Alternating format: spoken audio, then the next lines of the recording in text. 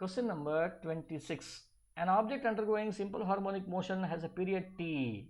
Take an example of a pendulum. Okay. The moment you say SHM, take an example of a pendulum, put 3 positions over here. And total energy, the amplitude of the oscillations is halved.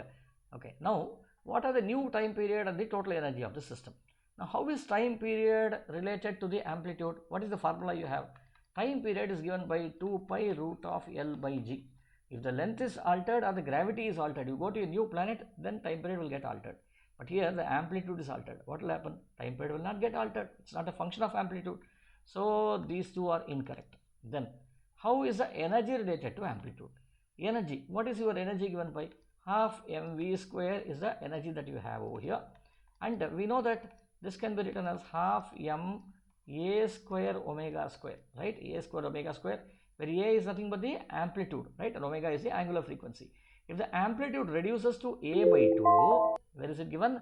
Amplitude oscillations a by 2. Okay, then what will happen? Your E dash will become half m into a square by 4 into omega square, right? So when it becomes something like this, then what will happen? This will now be written as 1/4 into half m a square omega square, right? Which should now be equal to E by 4. E by 4. Therefore, the answer here is E by 4 and T, C is the right answer.